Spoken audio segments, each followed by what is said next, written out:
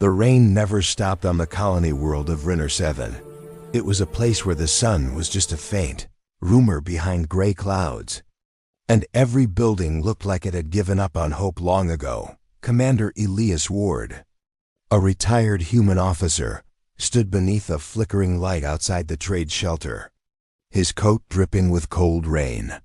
His left arm was mechanical, a reminder of the war that had ended years ago. The war had taken his wife. The peace had taken everything else. Beside him stood a small girl, Lena, no more than 7, her wide brown eyes filled with curiosity and sadness. She held a tiny stuffed alien toy, patched and torn but still loved. "Daddy, are we going home?" she asked softly. Elias looked down, trying to smile. "Soon, sweetheart. Just a little business first." He turned toward the metal door of the shelter. A bright red hologram flickered above it. "Alien Refuge Auction. Starting bid, $2. Elias took a deep breath. He hated this place. But he had no choice. Inside, the air smelled of oil, damp cloth, and despair. Rows of cages lined the walls, each one holding a figure, alien women from different worlds, captured or abandoned after the war. They were sold like property now, bought for labor, companionship, or worse. Elias walked slowly past each cage, his mechanical arm clicking softly as he moved. The traders eyed him suspiciously. A former soldier was a rare sight here. "Looking for something specific, officer?" The merchant sneered. Elias ignored him.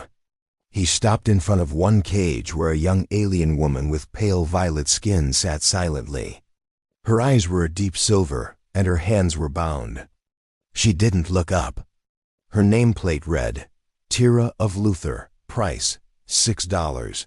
Elias felt a twist in his chest. $6. That was less than the cost of a meal on this world. He crouched near the cage. "What's your name?" The woman hesitated, then whispered, "Tira. Do you have anyone waiting for you?" She shook her head slowly. "No one." Elias looked at his daughter. Lena was holding his sleeve, staring at the woman curiously. "She's pretty, Daddy," she said innocently. "Can we help her?" That one small question struck him harder than a bullet. He looked back at the trader. "How much for her?" The trader smirked. 6 credits, non-refundable. You sure you want that one, old man? She looks half broken." Elias pulled out a few dull metal coins from his pocket, his last savings. $6, he said quietly. "I'll take her." Tira was trembling when they released her from the cage. She didn't understand why this human, this soldier, had chosen her. Most buyers shouted or demanded obedience. But this man only said, "You're safe now." When they stepped outside, the rain fell harder. Elias handed her a blanket. "You'll catch a fever." Tira blinked in confusion. You're not my owner?" Elias shook his head. "No, I'm Elias. This is Lena. We're going home." The small girl smiled and waved. "Hi, Miss Alien Lady." Tira didn't know what to say. No one had ever smiled at her like that. Their home was small, a cabin made of old ship metal at the edge of the forest. Inside, it was warm and smelled of soup. Tira sat quietly at the table while Lena drew pictures with old crayons. Elias moved around the kitchen, his prosthetic arm whirring softly as he cooked. Tira finally spoke. "Why did you buy me?" Elias paused, looking at her with tired eyes. "Because my daughter needs a mother." Tira's heart skipped. "A mother? You want me to?" He raised his hand gently. "No, not that way. I don't expect anything from you. I just don't want her to grow up alone."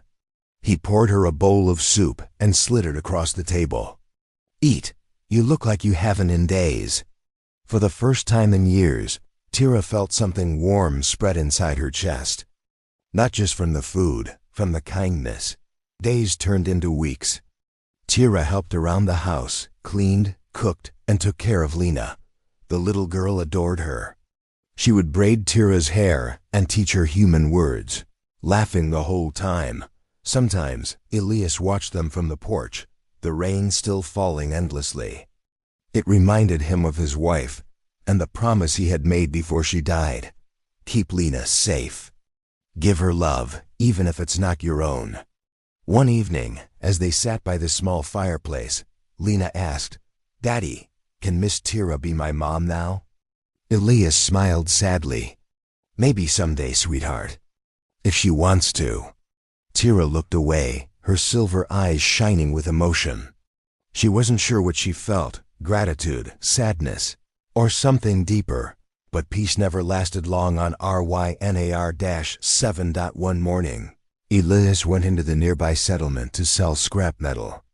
When he returned, he saw 2 more cages being unloaded outside the same trade shelter.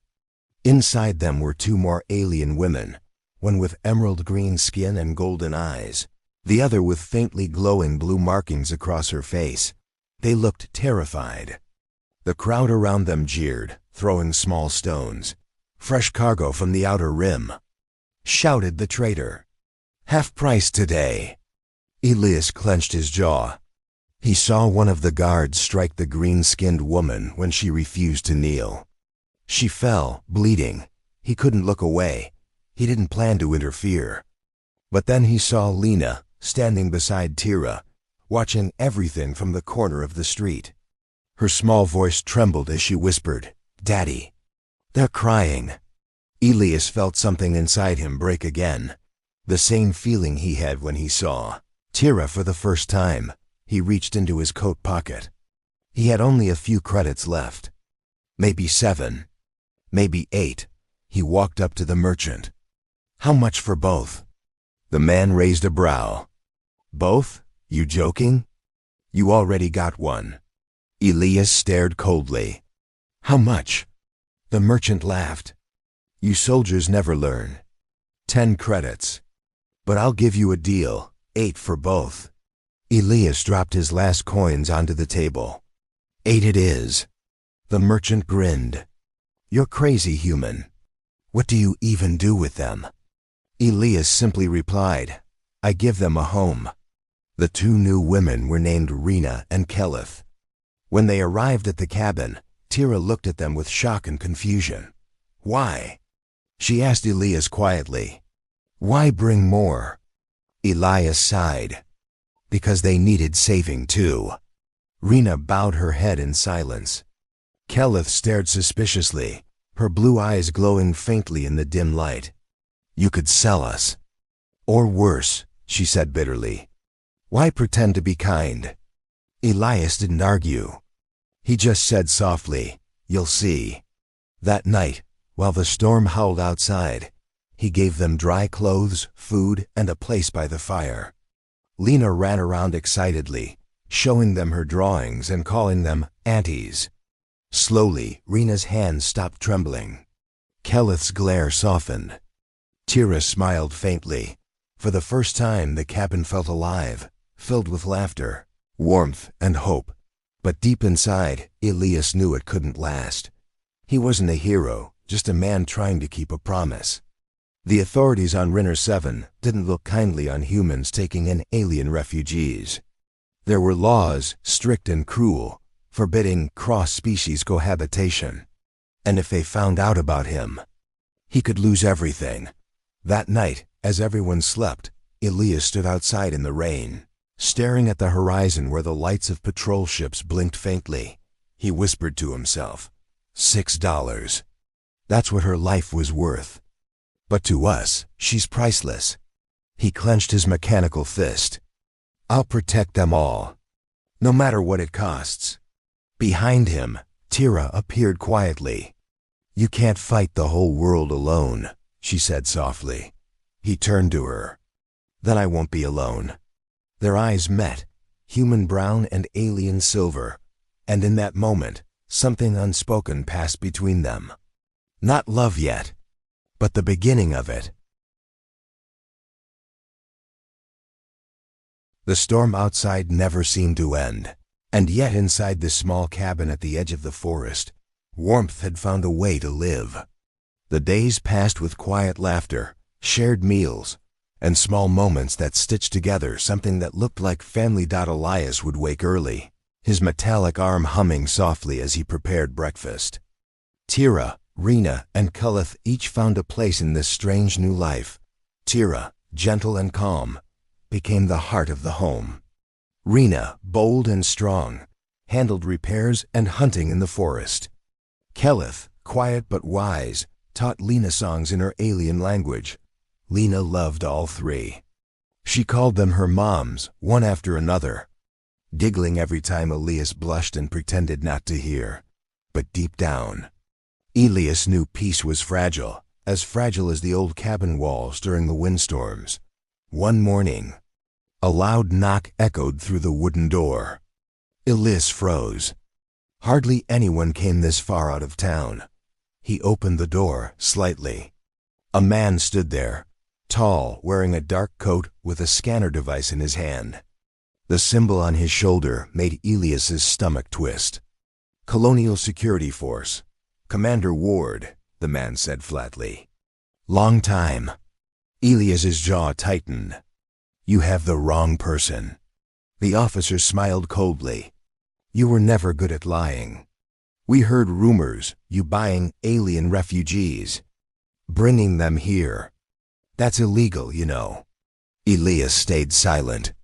Behind him, Tira appeared in the hallway, her eyes widening as she heard the words. The officer's gaze flicked toward her. So it's true, he said slowly. A human officer living with alien women. How noble. Elias moved slightly to block the doorway. You have no proof. The officer chuckled. Maybe not yet. But we'll be watching. He leaned closer. Don't do anything foolish, Commander. You still have a daughter, don't you? Elias's blood ran cold. The man turned and walked away, disappearing into the rain, leaving behind only fear. That night, the house was quiet. Lena had fallen asleep, clutching her stuffed toy. Elias sat by the fire, staring into the flames. His jaw was clenched tight, and his mechanical hand trembled. Tira sat beside him. They know, she whispered. I know, he replied. Cullith crossed her arms. We can't stay here forever. The patrols will come. Rena slammed her fist on the table.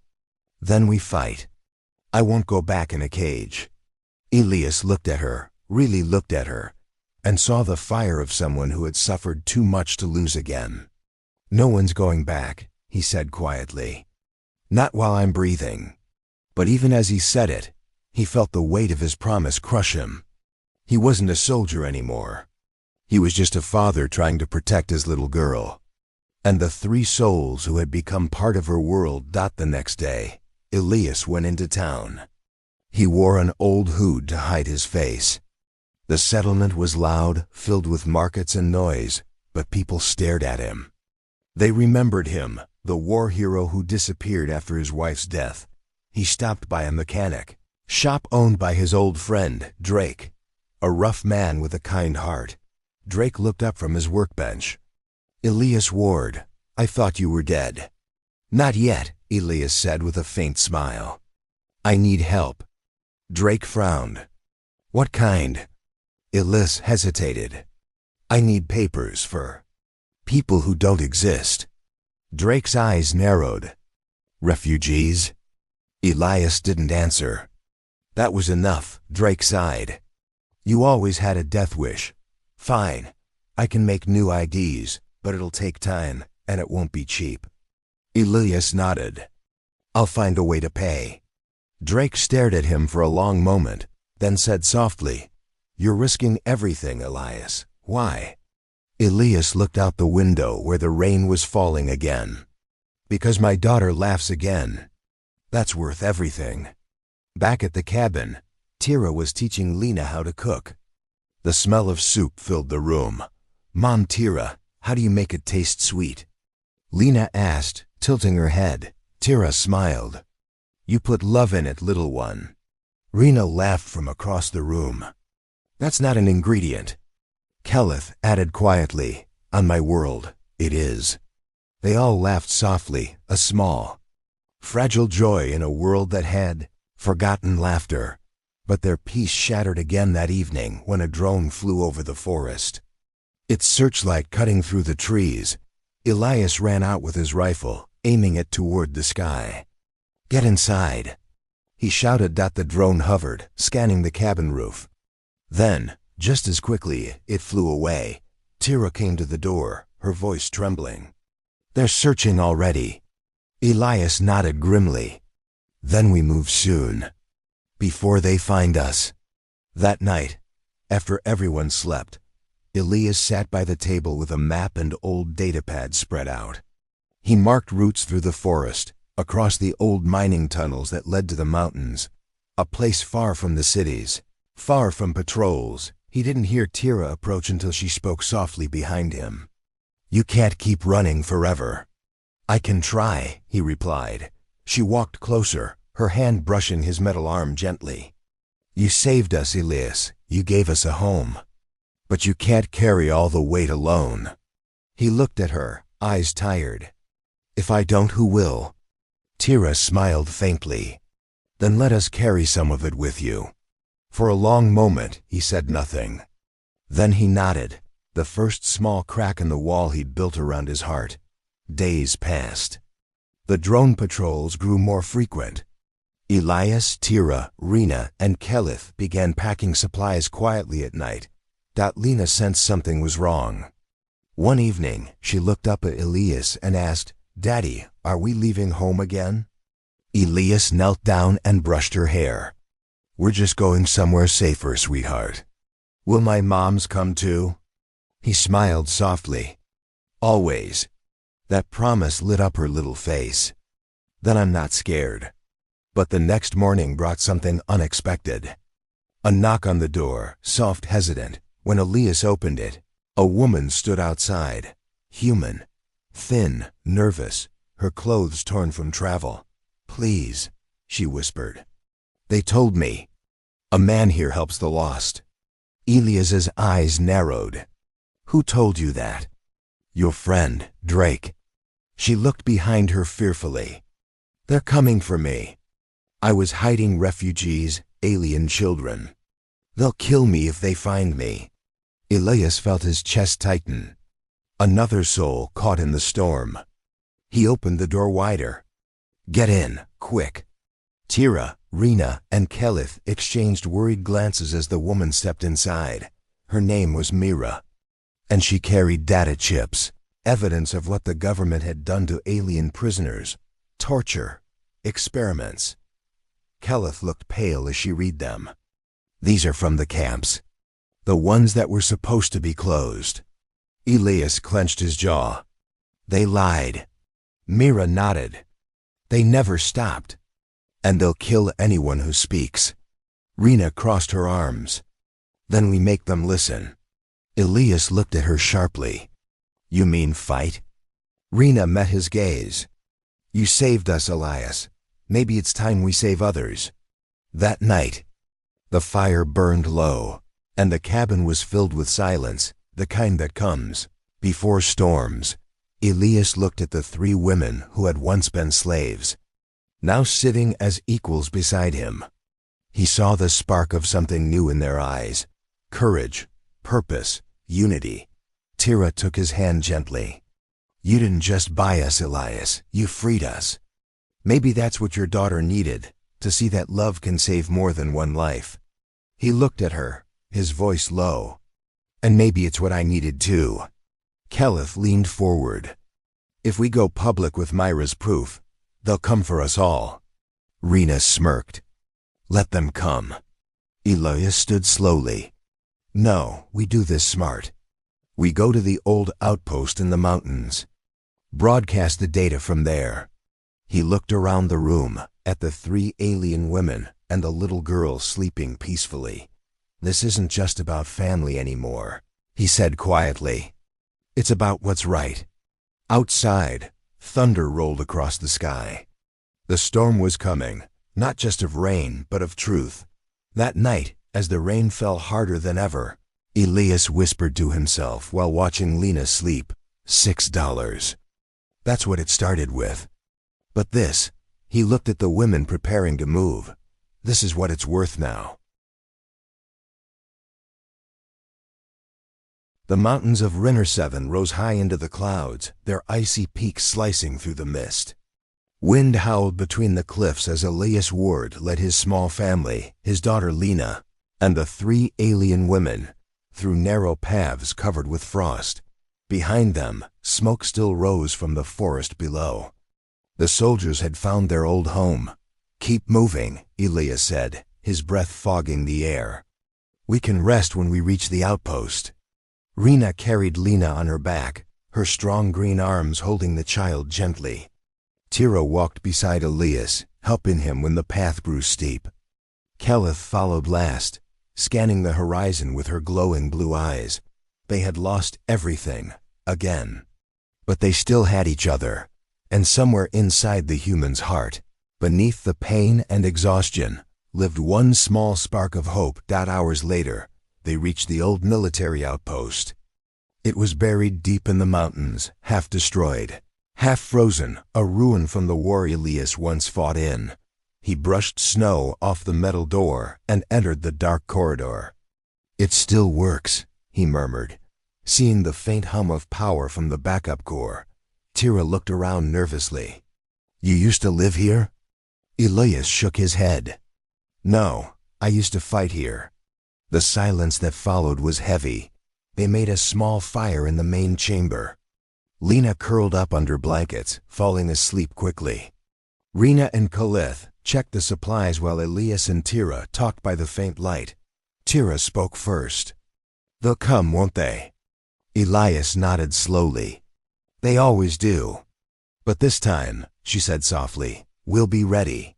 He looked at her, really looked at her, and saw not the frightened woman from the cage, but someone who had found strength.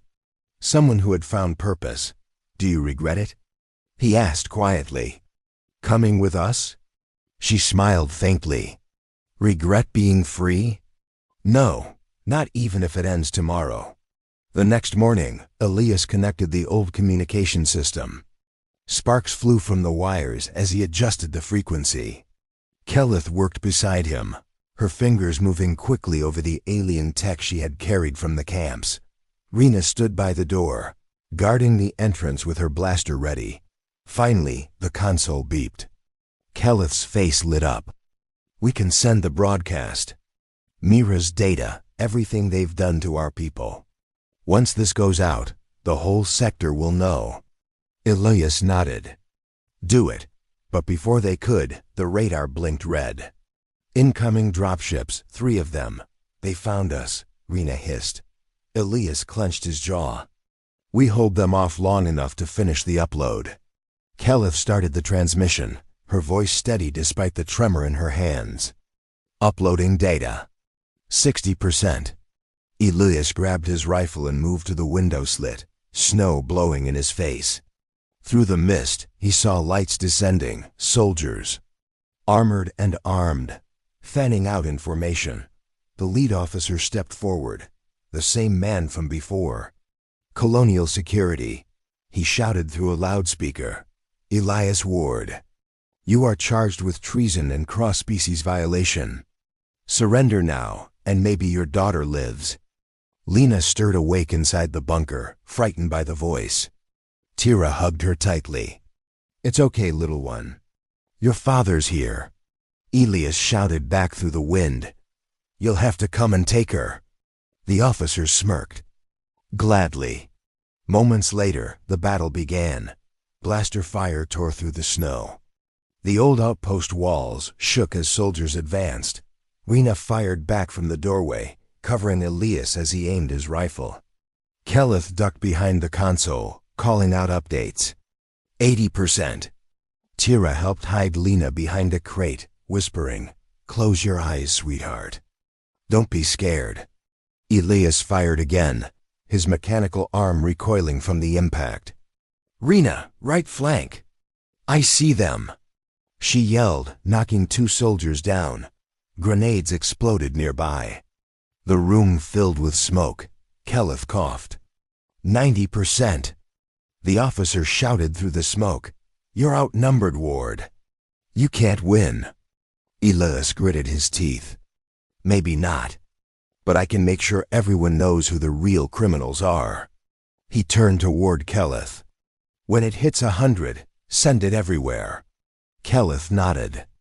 It's done in 10 seconds. But before she could finish, a blast hit the console. Sparks flew. The screen flickered. No! Keleth cried, trying to stabilize the system. It's damaged. Elias rushed to her side. Can you reroute it? Yes, but someone needs to manually connect the transmitter on the roof. Elias looked at her, then at Tira, Rena, and Lena. I'll do it. Tira's eyes widened. You'll be killed. He smiled softly. Then at least my daughter will live in a free world. He climbed the ladder to the roof, the freezing wind biting his face. The sky was filled with gunfire and storm clouds. He crawled across the metal surface, dragging the cable through the snow dot below. He could hear Rena shouting and firing, protecting the others. He reached the antenna and jammed the connector into place. Now Keleth. He yelled through the cum dot inside. Keleth hit the final switch. The console roared back to life. Data flashed across the screen, images of torture, cages, and experiments. Then it transmitted across every open channel in the sector. Every colony, every outpost. Every ship received the truth. The world would finally see what the government had done, but the victory came with a cost. A sniper's shot cracked through the air. Elias staggered. He looked down, a red stain spreading across his coat. Below, Tira screamed, Elias! He dropped to his knees, breathing heavily. It's okay. He pressed the come button weakly. Tira, you tell Lena. Her mother was the bravest I ever knew. Then he smiled faintly. All three of them. He looked up at the gray sky one last time. The same sky he had seen when he lost his wife. The same sky where hope had been born again, and whispered, $6. Worth more than a world. And then he fell. Hours later, silence returned. The soldiers were gone, arrested by higher command after the truth spread. The broadcast had ignited protests across systems.